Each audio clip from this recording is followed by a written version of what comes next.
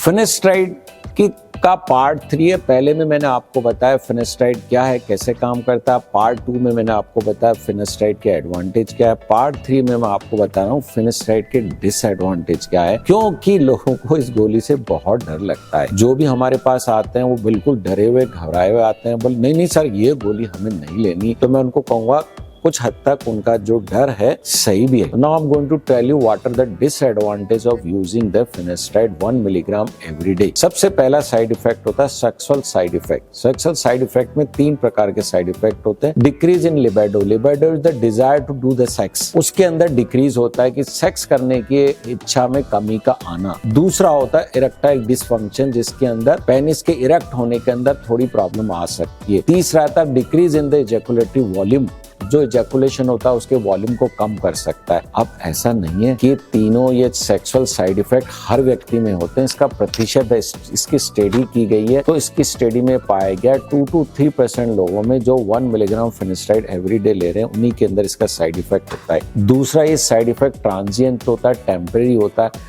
यदि हम गोली को लेते हैं साइड इफेक्ट होते हैं, फिर गोली को बंद कर देते तो साइड इफेक्ट चले जाते हैं, क्योंकि इसका लेवल ब्लड में 8 घंटे तक ही रहता है, तो इसके साइड इफेक्ट शीघ्र ही चले जाएंगे। इसमें यह भी होता है कि 1 मिलीग्राम फिनेस्ट्राइड एवरी डे लेते रहते हैं, बंद करते हैं, वापस चालू करते हैं तो साइड इफेक्ट नहीं भी होते हैं। साइड इफेक्ट है लेकिन इतने ज्यादा नहीं है जितना कंप्यूटर पे और एक आम आदमी की भ्रांति है। लेकिन फिनेस्ट्राइड यदि आपका डॉक्टर आपको प्रेस्क्राइब कर रहा है तो आप उससे खुल के इस बात को पूछेगा कि सर मेरी ये कंडीशन है, मेरी लाइफ स्टाइल ऐसी है, ऐसी लाइफ स्टाइल में क्या मैं फिनेस्ट्राइड को लूंगा तो इसके कोई साइड इफेक्ट हो सकते हैं क्या। दूसरा साइड इफेक्ट होता है मूड चेंजेस। ऐसा भी पाया गया है कि कुछ लोगों में डिप्रेशन हो सकता है, कुछ लोगों में एक्साइटमेंट बढ़ जाता है और कुछ में डिप्रेशन हो सकता है। तो there can be swing in the mood, तो that is also percentage is very low, but some में फील द स्विंग और the mood changes. Third side effect जो हो सकता है हार्मोनल में परिवर्तन आने से गायनोकोमेस्टिया लड़कों में हो सकता है,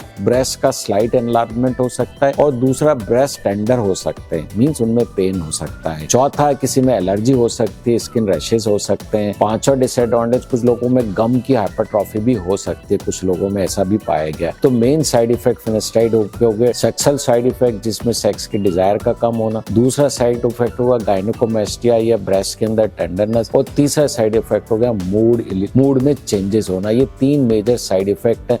इनका जो प्रतिशत है 2 से 3% है। ये साइड इफेक्ट टेम्परेरी है और ये डोज डिपेंडेंट है। अब रिजुनेट हेयर रजीम के अंदर जो रिजुनेट हेयर ट्रांसप्लांट सेंटर पे हम लोग प्रेस्क्राइब करते हैं उसके अंदर 1 मिलीग्राम एवरी डे ना देके 1 मिलीग्राम ट्वाइस ए वीक देते हैं, and we have realized side effects are almost negligible. मेरे चौथे पार्ट में मैं आपको पोस्ट फिनेस्ट्राइड सिंड्रोम के बारे में भी बताऊंगा। Thank you.